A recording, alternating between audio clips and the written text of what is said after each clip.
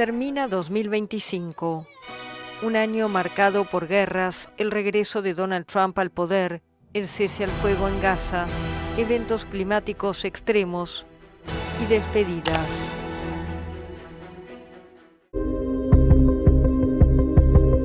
El 20 de enero de 2025, Donald Trump asumió como presidente de Estados Unidos. En su segunda vez en la Casa Blanca, el republicano sacudió el orden mundial. En sus primeros 6 meses firmó 170 decretos, un ritmo sin precedentes en el país. Desafió el derecho a la ciudadanía por nacimiento, atacó a las universidades, eliminó políticas ambientales y se enfrentó con los jueces que bloquearon varias de sus órdenes ejecutivas. Además, lanzó una violenta ofensiva proteccionista. El 2 de abril, presentado por Trump como el Día de la Liberación, el mandatario anunció una reciprocidad arancelaria para todos los países del mundo. El tarifazo alcanzó a casi todos sus socios comerciales, con un mínimo general del 10% y tasas mucho más altas para decenas de países. Otro objetivo central de Trump fueron los inmigrantes, a quienes califica de criminales si ingresaron al país sin visa o permiso. Estudiantes extranjeros pro-palestinos fueron detenidos en universidades, e imágenes como esta de aviones llevando deportados a América Latina se volvieron frecuentes. En los tribunales de inmigración estadounidenses, agentes del Servicio de Inmigración y Control de Aduanas, el ICE, detuvieron a migrantes que habían acudido a resolver sus procesos de asilo. Las operaciones del ICE provocaron protestas violentas en Los Ángeles, además de diversas manifestaciones en otras ciudades del país. El republicano respondió enviando la Guardia Nacional, una medida que repitió luego en otras ciudades gobernadas por la oposición demócrata, para combatir lo que considera una delincuencia desenfrenada. Trump llevó al polémico empresario Elon Musk a su gobierno para liderar una comisión destinada a reducir los gastos federales. Pero el idilio duró poco. Luego de 4 meses, Musk renunció y ambos magnates intercambiaron acusaciones y amenazas en redes sociales.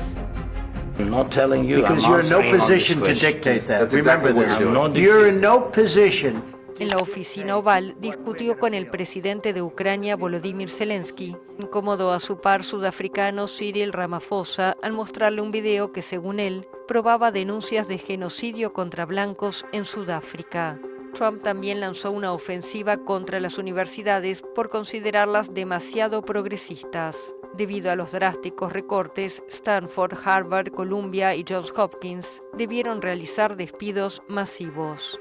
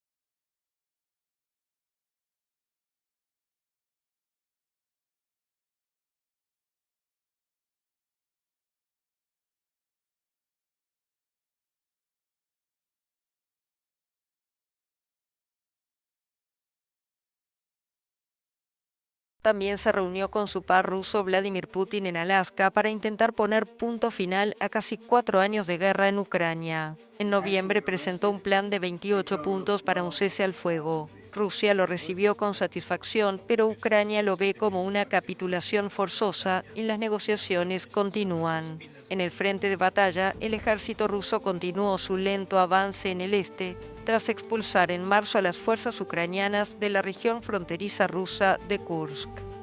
Entre Europa Occidental y Rusia hubo tensión. Países europeos acusaron al gobierno ruso de promover ataques híbridos en territorios de distintos países. Dinamarca, Rumanía y Polonia informaron sobre incursiones en sus espacios aéreos e interferencias. En otro caso, el avión de la ministra de Defensa de España sufrió interferencias en el GPS al sobrevolar el Báltico cerca de la frontera rusa. Bruselas consideró los episodios parte de una campaña coordinada de intimidación.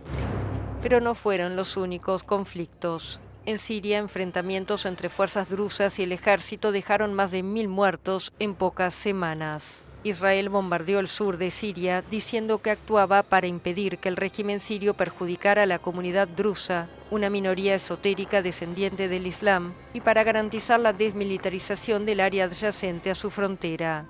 En Sudán, la guerra civil se intensificó, con decenas de miles de desplazados, en medio de denuncias de atrocidades cometidas en la ciudad de El Fasher. El año también estuvo marcado por protestas juveniles y contra el sistema en distintos países. El planeta vivió en 2025 varios eventos climáticos extremos. Incendios forestales devastaron zonas de España, Grecia y Portugal, obligando a miles de personas a evacuar. En Estados Unidos, miles de inmuebles quedaron reducidos a cenizas en Los Ángeles. Los incendios provocaron uno de los peores desastres que jamás hayan golpeado California. Terremotos en Birmania.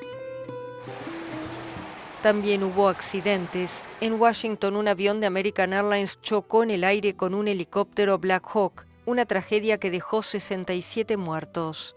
Mientras tanto, en Nueva York, el buque escuela mexicano Cuauhtémoc chocó contra el puente de Brooklyn. 2 personas murieron. En Portugal, el descarrilamiento de un funicular que recorre uno de los barrios más turísticos de Lisboa dejó 16 muertos y varios heridos. Y en India, un avión se estrelló poco después de despegar de Ahmedabad, dejando 242 muertos. Increíblemente, un pasajero sobrevivió a la tragedia casi sin lesiones. Para los 400 millones de católicos en el mundo, fue un año especial. La noticia de la muerte del Papa Francisco a los 88 años conmovió al mundo, un día después de su inesperada aparición en el Vaticano el domingo de Pascua, tras más de un mes internado por una neumonía doble. Miles de fieles se despidieron del religioso en la Basílica de San Pedro, en un funeral masivo que convocó a jefes de Estado de todo el mundo. La conmoción de los fieles dio paso a la expectativa por el cónclave. Luego de apenas 2 días de votación, llegó el esperado anuncio sobre el nuevo pontífice. Habemus Papam. El cardenal Robert Prevost, un estadounidense peruano de 69 años, que adoptó el nombre León XIV.